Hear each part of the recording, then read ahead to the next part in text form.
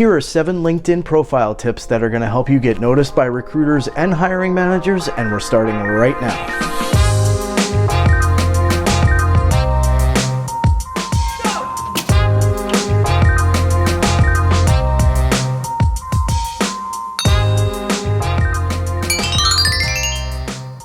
Grab a notepad and smash that like button. You're not going to want to miss any of this. What's up, friends? My name's Darren DeLuca, but you can call me the Ramblin' Recruiter. I've been a recruiter for nearly 2 decades now, and I'm passionate about helping people find the job of their dreams and make the most of their career. First step to accomplishing those goals is subscribing. Click the bell to enable notifications, and you'll never miss anything again. So, let's get into this, shall we? Recruiters and hiring managers alike are searching LinkedIn all the time, looking for candidates that they're trying to hire. If you don't have a profile that's maximized for SEO, that's 100% complete, and that paints you in the best possible light, you're missing out enormously. Even when you're not actively looking for jobs, recruiters and hiring managers are looking for you. And when you are out there applying for jobs, one of the first stops that they make after looking at your resume is your LinkedIn profile. It's got to be on point, and it's got to deliver for you. So you could hire a resume writer for $150, $200 an hour, and they'll help you create a LinkedIn profile. Or you can become a supporter of this channel via Patreon. Seriously, folks, creating videos takes time, energy, and money, and I rely on the support of viewers just like you to help continue to provide good content for free. So thank you to my patrons for your support. I couldn't do it without you. And if you're looking for one-on-one job coaching, please consider becoming a supporter of this channel. Tip number 1, your profile photo. Your profile photo is the first thing that a recruiter or a hiring manager sees, even before they see your name. So it's got to be a great photo of you. It should be recent. It should be brightly lit.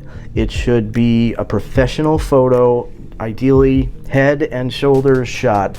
It should not be dark, it should not be grainy, it should not be 20 years out of date, and it should not be in any way, shape, or form unprofessional. Resist the temptation to include family members or pets in this profile photo. Save that stuff for Instagram. LinkedIn is all about your professional persona. You can easily take a great selfie with your phone, or if you want to invest a few dollars in a professional headshot, that's not a terrible idea either.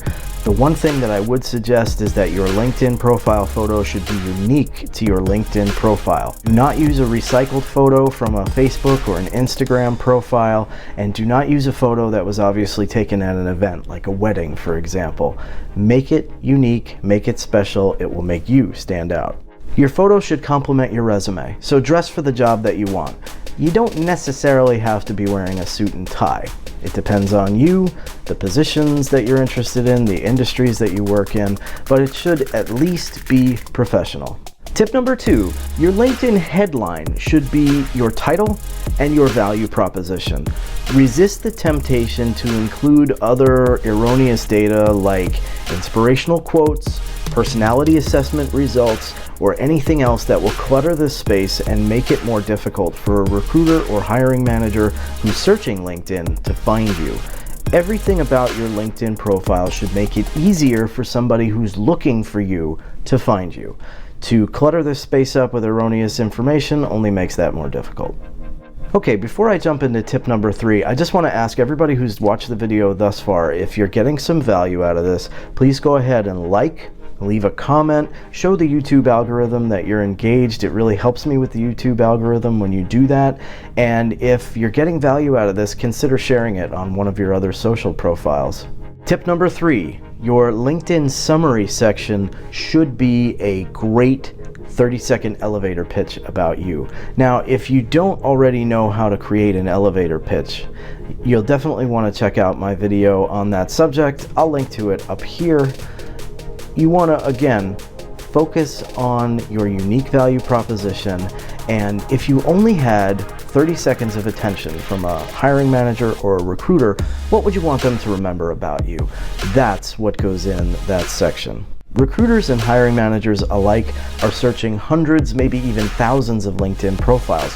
They're not going to have a tremendous amount of time to spend on yours.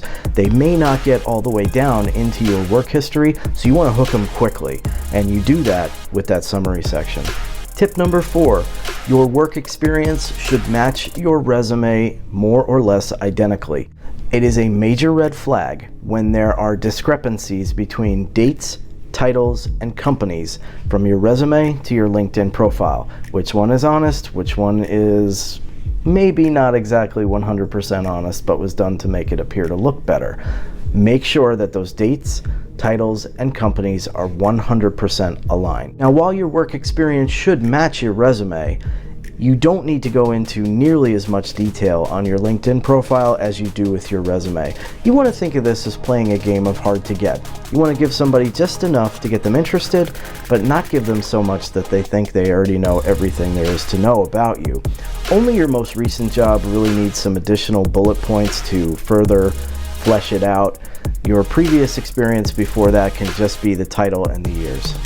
Tip number 5, make sure that you have included some sort of contact information on your LinkedIn profile. There's nothing more frustrating in the world as a recruiter when you find a great candidate and they're not open to connections, they're not open to emails, and there's no other contact info for them on the profile.